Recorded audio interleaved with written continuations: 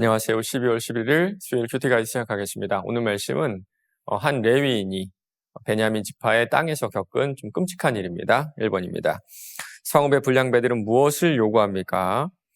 레위인 일행이 이 노인의 환대에 즐거워하고 또 기뻐하고 있을 무렵에 그 성읍에 악한 자들이 몰려와가지고 문을 막 두드리고 아우성을 치죠. 그리고 그 레위인을 끌어내서 관계를 하겠다라고 얘기하는데 여기서 관계는 성적인 관계를 의미합니다.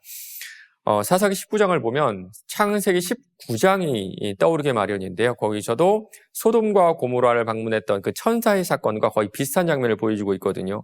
이것은요, 가나안인의 음행이 이미 이스라엘 사회 안으로 깊숙이 들어와 있음을 보여주고 있는 겁니다. 2번입니다. 노인들이 불량배들에게 요청한 것은 무엇입니까? 이제 집주인은 좀 위기에 처하게 되었습니다. 그 당시 문화상 집주인이 이 손님을 좀 안전하게 보호해야 됐었거든요. 그래가지고 그 집 손님을 안으로 보호하면서 내가 나가서 불량배들을 설득하기 시작했는데 그 설득이 좀 우리를 불편하게 하죠. 내 딸을 내주고 이 레위인의 첩을 내줄 테니까 이 레위인, 이 남자를 좀 안전하게 놔두라, 뭐 그런 얘기였거든요.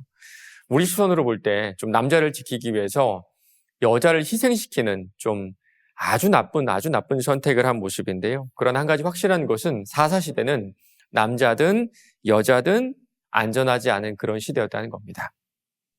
3번입니다. 레위 사람은 어떻게 행동합니까? 25절입니다. 무리가 듣지 아니하므로 그 사람이 자기 첩을 붙잡아 그들에게 밖으로 끌어내매 그들이 그 여자와 관계하였고 밤새도록 그 여자를 능욕하다가 새벽 미명에 놓은지라. 이 불량배들은 딸을 주겠다는 이 노인의 말도 듣지 않죠. 그러자 이 레위인이 갑자기 해결사로 나서가지고 자신의 첩을 밖으로 확 밀어버리는 그런 모습을 볼 수가 있는데요. 첩이 이들에게 어떤 일을 당했는지 정확하게 나오진 않는데 이 사사기의 저자는 세 가지 동사를 통해서 이 첩이 겪었던 이야기들을 우리에게 알려주고 있습니다. 첫 번째는 행음하여, 두 번째는 밤새도록 욕보이다가 마지막은 새벽 미명에 놓은지라. 한글 성경은 불량배라고 번역을 하고 있죠. 그런데 히브리 성경 원문은 멸망의 자식들이라고 써 있었거든요. 멸망의 자식들과 이 책임감 없는 이 레위인이 만들어낸 결과를 한번 보시기 바랍니다. 정말 가련한 여인이, 죄 없는 여인이 내동댕이 쳐져서 밤새도록 고통을 당하게 되죠. 4번입니다. 레위 사람이 이런 악행을 성경에 자세히 기록한 이유가 무엇인지 묵상해 봅시다. 그 다음에 어떤 일이 벌어지는지 여러분 보세요. 26절, 27절 보면요. 이 여인이 죽었는지 살았는지는 큰 관심을 갖지 않거든요. 보세요. 레위인이 그녀의 생사를 그렇게 궁금해하지 않습니다. 특별히 27절 보면요. 자기는 들어가서 잠을 잤다는 말이 나오죠. 그렇죠. 참, 내 아내는 밖에서 불량배들에게 끔찍한 일을 당하고 있는데 나는 들어가서 잠을 잔 겁니다. 그리고 더 끔찍한 일을 이제 자기 손으로 행하게 되는데요. 요즘에 아마 이것을 뉴스로 보도한다면 토막살인 사건이라고 할 수 있을 것 같아요. 특별히 이 자신의 남편이, 그러니까 내가 내 아내를 12토막을 내서 이스라엘 전역으로 보낸 겁니다. 지금 모든 사람이 자기 마음대로, 자기 소견에 오른 대로 살아가고 있어요. 인간이 자기 마음대로 살아갈 때 최악의 상황들이 계속 반복되고 연속되고 있다는 사실을 우리에게 보여주고 있는 겁니다. 5번입니다. 나의 소견대로 사는 것이 아니라 하나님만이 나를 다스려 주시길 간구합시다.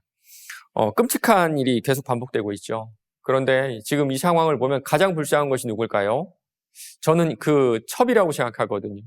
남편의 보호를 받지 못하고 결국엔 남편에 의해서 이제 몸이 조각난, 참 죽어서도 이 수치를 당하게 된 이 여자가 가장 불쌍하다고 생각을 해요. 여러분 딱 한 주 전이 지난주 수요일에 무슨 일이 있었는지 기억하시죠? 대통령이 비상계엄을 선언했다가 또 이렇게 철회하는 일이 있었는데요. 지금 1980년대도 아니고 2024년에 말도 안 되는 일이 우리 가운데 벌어졌습니다. 왜 이런 일이 우리 가운데 있을까요? 왜 이런 일이? 모두가 자기 소견에 옳은 대로 살아서 이런 일이 생기지 않았을까요? 누구 한 사람의 잘못이 아니고 어떤 정치적 이념의 차이도 아니고요. 우리 모두가 자기 소견에 옳은 대로 살아가고 있기 때문이라고 생각을 합니다. 그리고 이런 사회 속에서 가장 약한 사람이 가장 큰 피해를 보고 있어요. 지금 우리가 저 사람이 옳다, 아니 이 사람이 옳다 얘기를 한다면 그건 우리가 먹고 사는데 아무런 문제가 없기 때문이라고 생각을 합니다. 그러나 그 누군가는 지금 그럴 만한 여유조차가 없어요. 이 추운 겨울에 뭐 정치적으로 옳다 그르다 뭐 이런 여유가 아니라 입을 옷이 없고 먹을 밥이 없고 몸을 누일 만한 따뜻한 집이 없는 사람들이 우리 가운데 있어요. 지금 그들의 모습이 바로 이렇지 않을까요? 28절입니다. 그에게 이르되 일어나 우리가 떠나가자 하나 아무 대답이 없는지라. 스스로 일어설 수 없는 분들이 우리 주변에 있습니다.